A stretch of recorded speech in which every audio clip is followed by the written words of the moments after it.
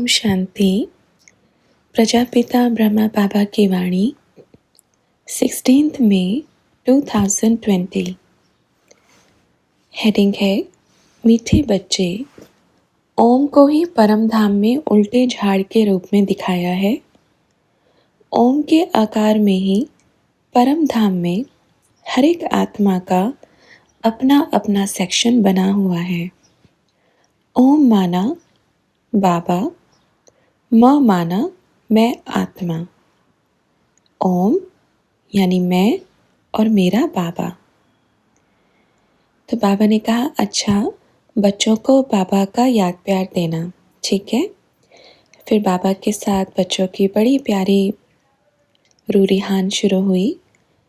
बाबा से पूछा, बाबा परम धाम का जो सेक्शन है पशु पक्षी आत्माओं का, देव आत्माओं का, धर्म आत्माओं का, मनुष्य आत्माओं का, यह सारा जो सेक्शन है यह पूरा स्पष्टीकरण जानना चाहते थे। कौन से क्षेत्र में और कैसे क्या क्या सेक्शन होते हैं वो थोड़ा विस्तार से, क्योंकि अभी तक पूरा कोई नहीं जानता। तो बाबा ने बताया देखो सबसे बड़ी बात ओम है। ओम के अंदर ही पूरा सेक्शन है।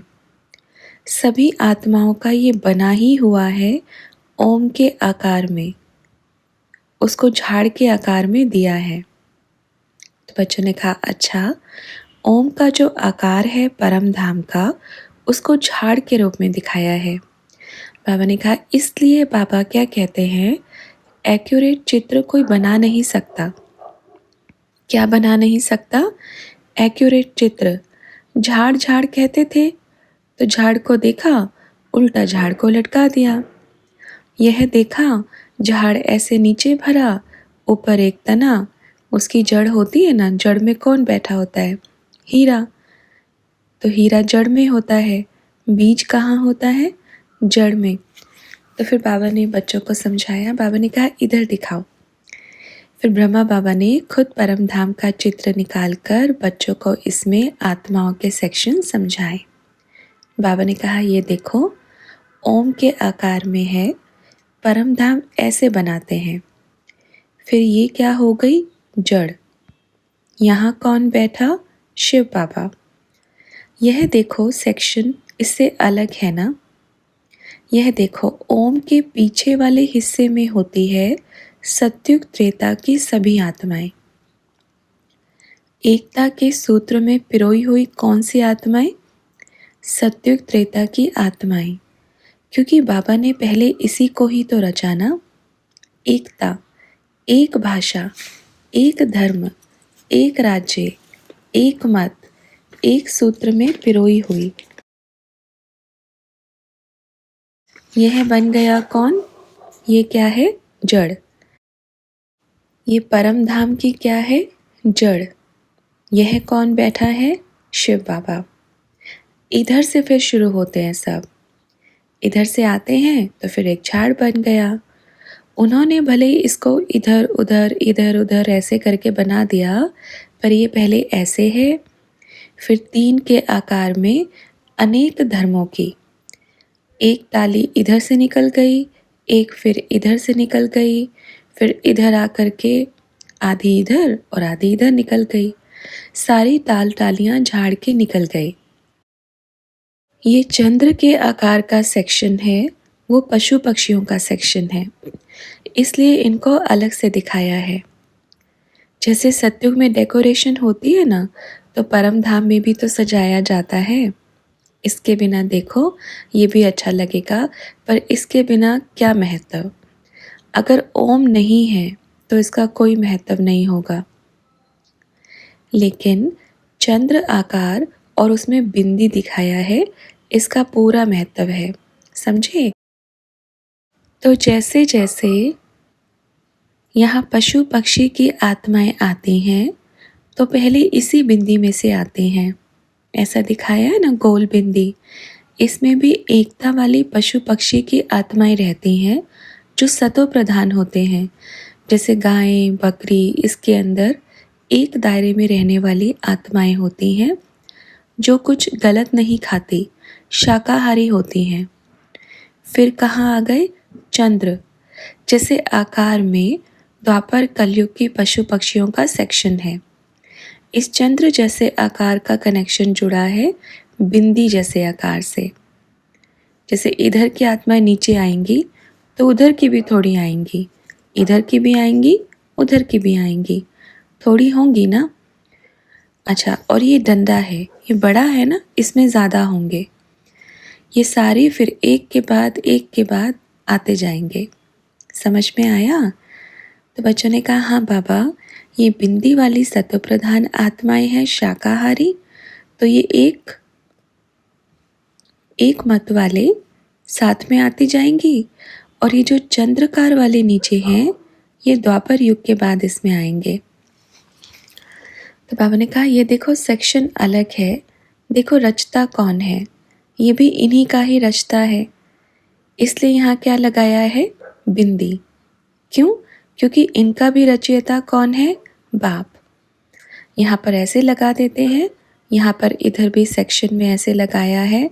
झाड़ में भी जड़ में बीज है, और पशु पक्षियों के झाड़ में भी इधर बिंदु है चंद्र के आकार के ऊपर।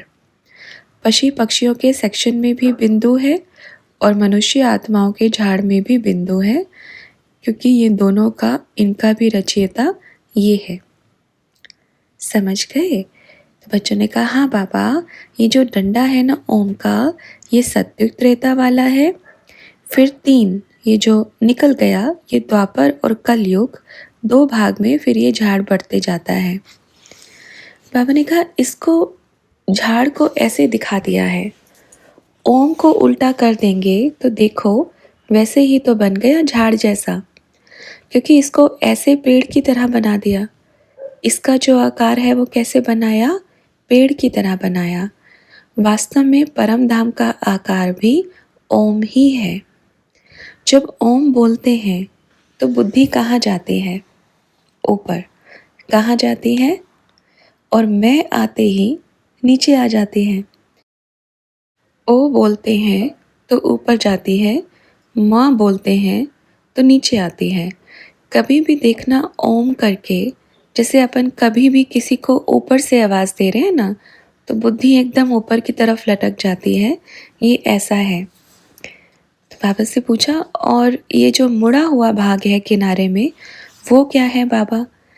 बाबा ने कहा अच्छा, ये जो ओम में जो 3 है, उसमें नीचे में जो लास्ट वाली लाइन है, जो थोड़ी लंबी मुड़ी हुई दिखाई है, वो है संगम युग लास्ट का।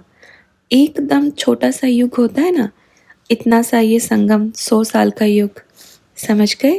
देखो ओम को उल्टा कर देंगे तो ऊपर से नीचे की हम सब ने पूरी यात्रा की। ऊपर से यात्रा शुरू किया, ऐसे करके यहाँ पे नीचे आ गए संगम पे। इसमें थोड़े से बच्चे रहेंगे। थोड़े से बच्चे कौन? जो बाबा के बच्चे होंगे, हीरे बच्चे होंगे, और ऊपर फिर ऐसे ऐसे हैं। अब ये ओम को पूरा उल्टा करने से पूरा झाड़ दिखने लगा। तो बाबा ने पूछा समझ में आया? बुद्धि क्लियर, मन साफ, बुद्धि अच्छी तो कैचिंग पावर अच्छी। तो बच्चों ने कहा द्वापर यहीं से 2 भाग में हो गया, द्वापर यहाँ से शुरू हो गया। तो बाबा ने कहा ओम में जो 3 है उसको उल्टा करेंगे तो लेफ्ट साइड वाला हिस्सा सीधा द्वापर युग में आने वाली आत्माओं का सेक्शन है, और राइट साइड वाला हिस्सा कलयुग में आने वाली आत्माओं का सेक्शन है। और ये ओम में जो 3 है उसको उल्टा करके पीछे जो डंडा लगा हुआ है ये है सत्युग त्रेता। फिर ये 2 हिस्से निकल गए ना, एक इधर एक इधर, तो क्या हो गया? 2 पुर, एक इधर निकल गया, एक इधर निकल गया। तो ये भी आ गया और इधर से निकलकर इधर वाला भी आ गया। तो बच्चों ने कहा बाबा ये जो पेड़ पौधे हैं उनमें सोल होती है? बाबा ने कहा बिल्कुल नहीं होती। तो बच्चों ने कहा पर वो भी तो लिविंग बीइंग है ना। तो बाबा ने कहा देखो प्रकृति क्या है, अब प्रकृति को समझो। देखो, प्रकृति ये शरीर आपका बना, ठीक है। अब ये तो एक मिट्टी का बना है, लेकिन जब इसमें आत्मा आती है तो चुरपुर होती है ना। तो इसमें क्या है, इसमें ये तो नहीं कहेंगे कि इसको इधर से काटेंगे तो इसमें से खून निकलेगा। मिट्टी से कभी खून निकला है? लेकिन प्रकृति अपने आप में एक बहुत सुंदर चीज़ है। सोल प्रकृति में नहीं। सोल का मतलब क्या? आत्मा का मतलब क्या? आत्मा का मतलब क्या? आत्मा का रचयिता परमात्मा है, लेकिन प्रकृति का भी रचयिता कौन है? परमात्मा है। ये अविनाशी है। प्रकृति का रहस्य बड़ा है। कभी आराम से बैठकर प्रकृति के बारे में पूरी डिटेल में बताएंगे। आत्मा का रचयिता कौन है? परमात्मा। और प्रकृति का भी रचयिता कौन है? परमात्मा। बोलते हैं जीव आत्मा, ऐसे बोलते हैं। क्या बोलते हैं? जीव आत्मा। और आत्मा माना आत्मा। जब दोनों मिल जाती है तो जीवात्मा। प्रकृति और आत्मा जब दोनों मिल जाती है तो बनती है जीवात्मा। देखो, आत्मा के बिना प्रकृति भी नहीं चल सकती, प्रकृति के बिना आत्मा भी क्या करे, दोनों जुड़े हुए हैं। जैसे शरीर, आत्मा शरीर के बिना कुछ नहीं है और शरीर आत्मा के बिना कुछ नहीं है। अब मानो ये पूरा क्या है, इसको क्या कहते हैं? कलम। देखो, ये पूरी कलम तो अच्छी है, लेकिन इसके अंदर स्याही नहीं है, तो इस कलम का क्या फ़ायदा? एक ही चीज़ नहीं है। क्या नहीं है? स्याही नहीं है। तो इस कलम का क्या करेंगे रख कर? कुछ काम आएगी? सिर्फ एक चीज़ नहीं है। तो जब आ जाती है तो उसका कितना महत्व होता है। तो बाबा से पूछा, बाबा पेड़ पौधे में सोल तो नहीं होती, पर उसमें महसूसता होती है ना? बाबा ने कहा, बिल्कुल। अब इसको क्या करें? ये हवा क्या लग रही है आपको? आप इसको महसूस कर रहे हो ना? लेकिन बाहर की प्रकृति आपको महसूस कर रही है, क्योंकि उसको रचा किसने है? पहली रचना को देखो। जैसे आत्मा को महसूस होता है, तो प्रकृति को क्यों नहीं होगा? दोनों ही रचना किसकी है? परमात्मा की। और उनका बीज कौन है? बाबा है। तो महसूसता दोनों को होगी, क्यों नहीं होगी? हाँ, एक आपका वातावरण में भी, भले एक बतावे, अगर इस कुर्सी पर भी अगर कोई गलत संकल्प लेके बैठे तो उस पर अपना वाइब्रेशन छोड़ देता है। इसका मतलब ये थोड़ी कि ये गलत है, ये गलत नहीं है, लेकिन वाइब्रेशन जो है वो गलत हो गया। और उसी पे जो पॉजिटिव बैठेगा तो वाइब्रेशन पॉजिटिव बनेगा। देखो, आपने इस शरीर को जो काम दिया वो ही करेगा। आपने चाहे इसको चुप रहने का दिया या फिर आपने इसको ऐसे करने का दिया, दोनों काम किया ना। आज आप इधर बैठे हो क्योंकि आपने इसको ऑर्डर दिया है, चाहे तकलीफ होवे, दर्द होवे, कुछ भी होवे, पर तेरे को इधर ही बैठना है। समझ में आया? तो उसने आपका क्या माना? ऑर्डर माना। और उसने कहना माना। ऑर्डर दुख देता था। अब जब इसने सब अंतरी पंतरी मंत्री को हटा दिया तो अब ये क्या होने लगा? एकदम एक ही राजा। मैं एक ही राजा हूँ, मैं अपनी प्रकृति पर जीत पाने वाली हूँ। तो देखो आज कहाँ बैठे हैं। ये तो नहीं, प्रकृति और आत्मा दोनों ही। तो महसूस आत्मा इस शरीर के द्वारा करती है। समझ में आया? फिर बाबा से कहा, बाबा हम जो प्रकृति को सकाश देते हैं, मनसा सेवा करते हैं, जो शुभ संकल्प करते हैं, वो सारा प्रकृति कैच करती है। बाबा ने कहा, बिल्कुल। जैसे एक एक उनकी प्रकृति उनको कैच कर रही थी ना। नेगेटिव भी कर लिया, पॉजिटिव भी कर लिया, अच्छा भी कर लिया, बुरा भी कर लिया। किसने कैच किया? प्रकृति ने कैच किया। आपका गलत भी इफ़ेक्ट किया और जो आपने पावरफुल सोचा उसका भी इफ़ेक्ट हो गया। समझ में आया? एक्यूरेट समझ में आया? ऐसे ही अगर एक पौधा लगा दो, वो प्रकृति है, उसको रोज़ आप अपनी 5 मिनट बड़े प्यार से दृष्टि दो, वाइब्रेशन अच्छी होवे तो वो हंसेगा, खिलखिला करके उठेगा, क्योंकि उसने आपकी अच्छाई को महसूस कर लिया है। तो अब क्या उस प्रकृति में महसूसता नहीं है? जब आपकी इसमें है, उसमें है, तो उसमें कैसे नहीं होगी?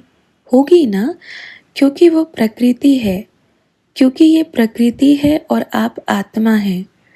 आत्मा जब तक है, प्रकृति है, उसमें ताकत है, नहीं है तो कुछ नहीं है। अच्छा, और कुछ पूछो।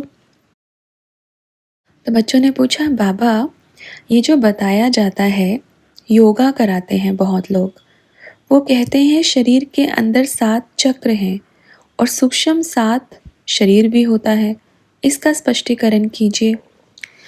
बाबा ने बताया इसका स्पष्टीकरण, 7 चक्र होते हैं। आप कभी देखना 7 चक्र का जो रंग होता है वो अलग अलग होता है। 7 चक्र का 7 जो रंग होता है वो थोड़ा अलग अलग होता है। दूसरी बात होती है कि वही 7 गुण आत्मा के होते हैं और उन्हीं को ही चक्र भी कहते हैं। जब एक के बाद एक चक्र खुलता है तो एक के बाद एक गुण की अनुभूति होती है। अब रही 7 शरीर, शरीर तो एक ही है, पर जब उस चक्र का रंग एक के बाद एक खुलता जाता है तो उस शरीर में भी वही रंग आता जाता है, तो उसको क्या कहते हैं? 7 शरीर। वास्तव में कभी भी 7 शरीर नहीं होते, शरीर तो लाइट का एक ही होता है। जब उसमें वो 7 चक्रों के 7 रंग आते हैं तो वो अलग अलग रंग का शरीर दिखने लगता है, इसलिए 7 रंग कहते हैं। तो किसी आत्मा ने पूछा, वो शरीर सूक्ष्म लाइट बॉडी वो दिखता भी है क्या लोगों को? बाबा ने कहा बिल्कुल दिखता है, कोहरे के जैसे दिखता है। किसी का कैसे होगा? जैसे जैसे आपके योग की पावर बढ़ती जाएगी, कमाल बढ़ती जाएगी, तो वो जो एक के बाद एक के बाद एक के बाद क्या खुलता जाएगा? आपका बॉडी का सिस्टम, प्रकृति खुलती जाएगी और जो गुण हैं वो निखरते जाएंगे। इसलिए बोलते हैं मन तन दोनों स्वस्थ हों तो बड़ा पावरफुल योग लगता है ना? तो 7, जैसे इसी 7 शरीर का मतलब, आज आपने ये कौन सा कपड़ा पहना है? सफ़ेद। कल को आप लाल पहन लो, परसों पीला पहन लो, लेकिन शरीर तो एक ही रहेगा। आपने रंग बदल दिया, इसलिए 7 शरीर कहते हैं, ठीक है? फिर किसी आत्मा ने पूछा, आत्मा की खिड़की, जो 2 नैन है ना, आत्मा की खिड़की है। आत्मा भ्रिकुटी में बैठ इन नैनों द्वारा देखती है, तो फिर दरवाज़ा क्या है? बाबा ने कहा, ये लो वंडरफुल बात। देखो, बाबा ने कहा बच्चे ये शरीर एक घर है, ये आत्मा आंखें खिड़की हैं। अब आत्मा को निकलने के लिए दरवाजे की क्या ज़रूरत है? वो तो खिड़की से भी निकल जाएगी। इतनी बिंदी को इतना बड़ा दरवाजे की क्या ज़रूरत है? मुख से निकल जाएगी, नाक से निकल जाएगी, खिड़की से निकल जाएगी, कान से निकल जाएगी। उसके लिए तो सारे दरवाजे खुले हैं, इधर से उधर से। अगर ये बंद तो इधर से निकल जाएगी, आती इधर से है। देखो, हमेशा आत्मा कहाँ से आती है? ऊपर से। इसलिए बच्चे का सर एकदम कोमल होता है, क्योंकि इसके इतना इंच अंदर अपना निवास स्थान है, एकदम सॉफ्ट। क्योंकि ये हकीकत में तो दरवाज़ा ये रहा आने का। ये क्या है? आत्मा को देखो, आत्मा इतनी बारीक है कि उसे दरवाजे की क्या ज़रूरत है? वो तो छोटे से छिद्र में से भी निकल जाएगी। वो ये थोड़ी कहेगी कि दरवाज़ा खुलेगा तो मैं जाऊंगी, क्या मैं बड़ी मोटी हूँ कि मुझे दरवाजे से निकलना पड़ेगा? आत्मा आँख से निकले, नाक से निकले, कान से निकले, मुख से निकले, कहीं से भी निकल जाएगी। आत्मा को दरवाजे की ज़रूरत थोड़ी पड़ेगी भाई। खिड़की मतलब ये देखो, खिड़की खोल के देखने वाली पूरे विश्व को देखती है। अच्छा, उस समय किसी आत्मा का जिक्र हुआ जो योग करते हैं तो ट्रांस में जाते हैं, जिनको बाबा ब्रह्मा बाबा बाबा के तीसरे रथ का साक्षात्कार हुआ। तो बाबा ने कहा ऐसे तो बहुत बच्चे ढूंढ रहे हैं, आएंगे भी, ढूंढ भी रहे हैं। अब देखना, ये जो पार्ट है शुरू हो गया है, आदि सो अंत, साक्षात्कार का पार्ट शुरू हो गया है। ठीक है, कहना बच्चे, आत्मा को दरवाजे की ज़रूरत नहीं पड़ती, आत्मा के लिए सारे दरवाजे खुले हैं, वो एक छेद से भी निकल जाएगी बाहर। ठीक है, सभी बच्चों को मीठे मीठे प्यारे प्यारे बच्चों को क्या कहना, मीठा मीठा याद प्यार। अब पूरा अटेंशन, मैं आत्मा हूँ, मुझ आत्मा के गुण क्या है, शक्तियाँ क्या है, मेरे बाबा से मेरा कैसा संबंध है, प्यार वाला है। बाप को कौन से बच्चे चाहिए, प्यार वाले। कैसे चाहिए, प्यार वाले, भोले भोले बच्चे, क्योंकि हम कुछ नहीं जानते हैं। ठीक है बच्चों। अच्छा, फिर बच्चों ने पूछा बाबा अभी लॉकडाउन में सभी बच्चे सारे दिन में क्या पुरुषार्थ करें। बाबा ने कहा ये तो कहने की बात ही नहीं, एक बाप क्या कहेगा, बच्चे अपने बाप को याद करो। बच्चे कहेंगे कैसे करें, ये तो कोई बात नहीं, कैसे याद करें। अरे, जिससे प्यार होता है उसको कैसे याद करते हैं, कैसे याद करते हैं बताओ। चलो बाबा, मैं आपकी उंगली पकड़ता हूँ, चलो घूम के आते हैं। चलो बाबा, है ना, थोड़ा सा कसरत करते हैं।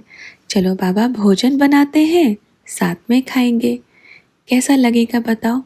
ऐसे ये क्या है, याद है। हाँ, कभी लगता है थोड़ी गलती हुई है, पाप कर्म हुआ है, तो ज्वालामुखी योग में बैठ जाओ। तो बाबा से पूछा बाबा ज्वालामुखी योग क्या है। बाबा ने बताया सूक्ष्म वतन में बाप दादा दोनों को कौन से शरीर में, धर्मराज के अंदर देखें, उनकी दृष्टि से देखें, उनकी दृष्टि के सामने हो, और मैं एकदम पावरफुल बनता जा रहा हूँ। मेरे सारे पाप कर्म विनाश हो रहे हैं। थोड़ा सा तकलीफ होगा, क्योंकि धर्मराज की दृष्टि के सामने आना मासी का घर नहीं है। ज्वालामुखी योग भी कहाँ करें, सूक्ष्म वतन में, धर्मराज की दृष्टि। ठीक है, कोई कहते हैं परम धाम में ज्वालामुखी होता है, तो ये गलत है, क्योंकि परम धाम में ज्वालामुखी हो ही नहीं सकता। अब ये बतावें, परम धाम में ज्वालामुखी योग कैसे होगा, परम धाम क्या होता है। वहाँ पर कहते हैं शांति धाम, वहाँ ज्वाला कैसे निकलेगी। ज्वालामुखी धाम कभी कहा, क्या कहा, शांति धाम, परम धाम, स्वीट होम, ऐसे कहते हैं ना, मुक्ति धाम। अब सारे हिसाब किताब होते हैं सूक्ष्म वतन में, तो फिर ज्वालामुखी योग कहाँ, परम धाम में थोड़ी करेंगे। और क्या परम धाम में थोड़ी आग जलेगी जो ज्वालामुखी योग होवे।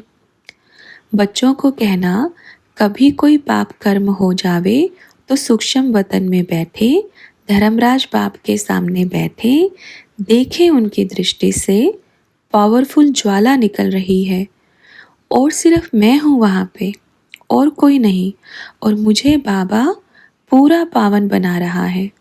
ठीक है बच्चों, योग का उल्टा पुल्टा निकाल दिया, कभी योग को उल्टा लटका दिया, कभी सीधा लटका दिया।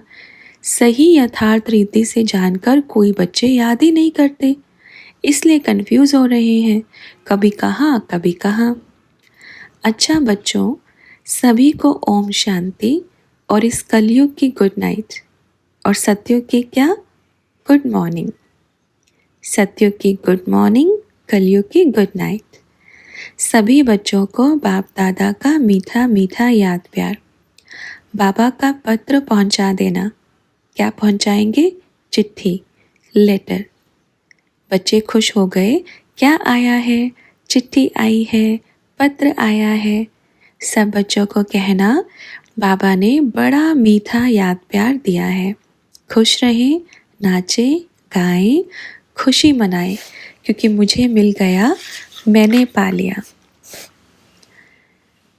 तो बाबा से कहा, बाबा सब एकदम बेचैन है बाबा से मिलने के लिए, कब लॉकडाउन खुलेगा, ऐसे परेशान एकदम तड़प रहे हैं। बाबा ने कहा, अच्छा अच्छा, थोड़ा और प्यास लगने दो। जब प्यास ज़्यादा लगती है ना तो पानी बड़ा अच्छे से पीते हैं, ध्यान से पीते हैं, कहीं एक बूंद ना निकल जाए। अच्छा बच्चों, फिर मिलेंगे।